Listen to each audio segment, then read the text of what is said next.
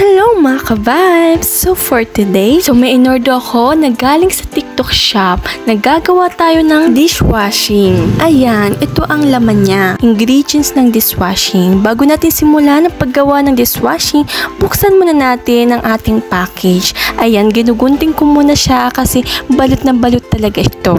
At ito ang aking gagawin na magninegosyo ng dishwashing. Ayan, fast forward ko na nga dahil ang bagal ko dyan talaga mga ka-vibes magkupit at magbukas ng package. Kaya fast forward ko na. At ito na nga, nabuksan ko na ang aking package. Yung box ay ito ang laman. Bali, 12 ang bottles nito. At meron na itong takip. Ayan, buksan na natin ang ingredients na gagawin nating dishwashing. Ayan mga ka-vibes, fast forward ko na nga ulit dahil ang bagal ko rin dyan magbukas. So ito na nga mga ka-vibes, ito yung J Antibacent. At kung mapapansin nyo na may kita yung color black, hindi po yung black mga ka-vibes, kundi kalamansi yun. Mamaya, ito rin ang ilalagay natin. At ito, ang hawak ko ay foam booster. Sa tingin ko, pag nilagay mo ito sa sponge, ay bubula na to agad mga ka-vibes. Meron pang mga ka-vibes, ito ang hawak ko ay ipapakita ko sa inyo. Ayan, ito ang degreaser. Ito rin ang ilalagay natin mamaya sa dishwashing na gagawin natin. Ito ay ibig sabihin ay pagtanggal ng mga oil sa mga plato, sa mga kawali. Ayan. Para ito ay mawala ang mga malalangsa kung sa plato. Ayun mga ka-vibes. So ito ang hawak ko ay industrial salt. So ito ay pampalapot. Ito ang ilalagay natin mamaya sa dishwashing. So ayun na nga mga ka-vibes. Tapos na tayo ipakita ang mga ingredients ng dishwashing. So meron tayong rules dito kung paano gagawin ang dishwashing. Kailangan yan.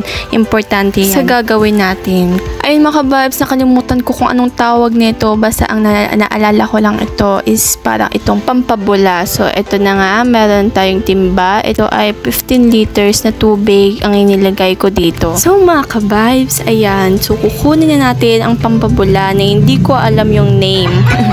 So ito na nga. So bubuksan na natin to para ilagay natin dito sa ating tubig. Fast forward mo na mga ka-vibes dahil ang bagal ko din dyan magbukas. So ayan na nga, ilalagay ko na to sa tubig. So ayan, paunti-unti kong binubuhos mga ka-vibes, hindi dapat diretso ang pagbuhos. Ayan mga ka-vibes, simutin natin sa plastic kasi sayang naman yung nasa plastic na natira. Ayan, simutin natin hanggang sa wala nang matulo, hanggang wala nang laman. Ayan mga ka-vibes, so makikita nyo, simut ko talaga. Ayan o, tingnan mo, pinisat-pisat ko pa hanggang maubos na. Ayan, diba? So ayun, tapos na tayo na ilagay natin ang pampabula. So ayan mga ka-vibes, nakakatawa lang mga ka-vibes. Ito yung panggamit ko mga ka-vibes sa panghalo, kundi ang panungkit ko. So pwede rin nang gamitin nyo yan mga ka-vibes, or kaya yung panggamit nyo kaya yung kahoy para sa panghalo. So ayan mga ka-vibes, sinahalo ko na siya. So haluin natin to maigi mga ka-vibes hanggang sa ma-absorb natin ang pagbubula. So ayan, may kita natin na dyan sa gilid may bula-bula na, o sa gitna, ayan, may bula-bula na rin siya. So kailangan natin to ng haluin. So ayan mga ka-vibes, so tiis ganda lang tayo mga ka-vibes sa pangkahalo dito hanggang sa ma-absorb na natin yung pagbubula na maraming bula dyan mga ka-vibes. Kailangan kasi maraming bula yan, hindi lang yung bula na nasa gitna na yan. Fast forward ko muna mga ka-vibes. Sipag at syaga lang talaga mga ka-vibes, at huwag tayong susuko sa ating buhay hanggat di natin naabot ang ating pangarap, tulad ng panghahalo diyan sa aking dishwashing. Ayun mga ka-vibes, napagod ako, so pahinga muna tayo saglit at mamaya ayan na, magkahalo na tayo ulit. Haluin natin ito. So ayan mga ka-vibes, sinalo ko ulit. So ayan, nagpahinga ulit si Mama Ter. So ayan mga ka-vibes, na-absorb na natin ang maraming pagbubula. Ayan yung sinasabi ko sa inyo kanina mga ka-vibes. Ayan, syempre tuloy-tuloy pa rin sa pagkahalo mga ka-vibes. Haluin natin ito mga ka-vibes, at meron akong ilalagay. Habang hinahalo ko ito, ang ilalagay ko ay yung degreaser. So ayan mga ka-vibes, at syempre mga ka-vibes, habang hinahalo natin ito ay unti-unti natin nilalagay ang degreaser at haluin natin to ng maigi.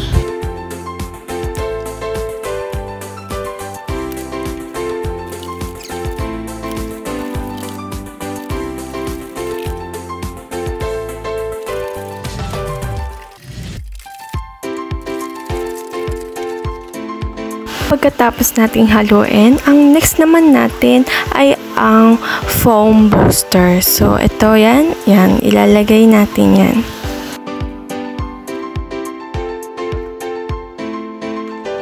So, ayan, ibinuhos ko na lahat habang hinahalo ko ito. And tuloy-tuloy pa rin sa paghahalo.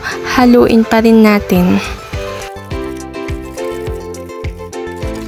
So, ang next, ito ay ang J Antibac Sense. So, ayan, nabuksan na natin ito. Habang hinahalo natin, nilalagay natin ang J Antibac Sense. At dito ko na naamoy mga ka-vibes. Sobrang bango talaga. Amoy kalamansi talaga siya. So, super legit talaga. Amoy kalamansi talaga. Grabe. So, ito na nga mga ka-vibes. Ang panglima ay ito, kalamansi. Pero color green talaga siya, mga ka-vibes. Kasi kalamansi nga. So, ibubuhos natin yan habang hinahalo ulit natin.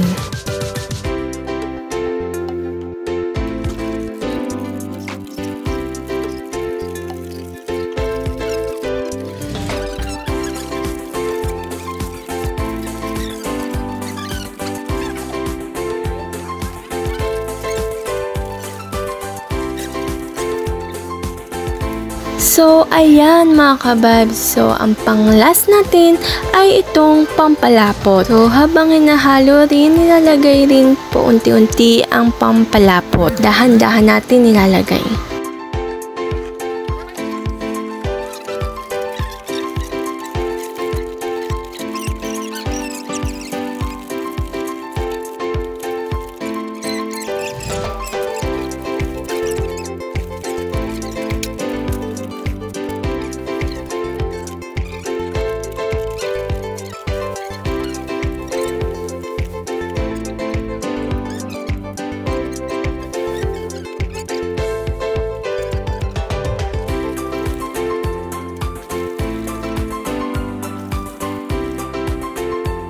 Sa wakas mga ka-vibes, natapos na rin tayo sa paghahalo at pagkatapos nito, itatakpan natin at ililib natin ng 24 hours. Ayan, pagkatapos ng 24 hours, tada!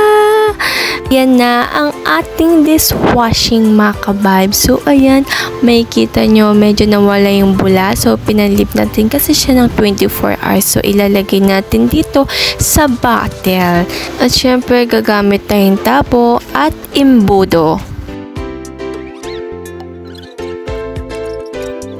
Pagkatapos ay ito ay sasalin natin sa bottle.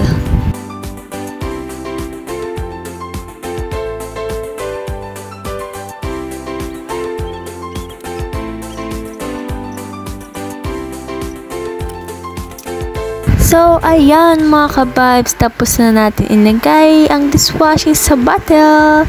Tada! Bili na kayo!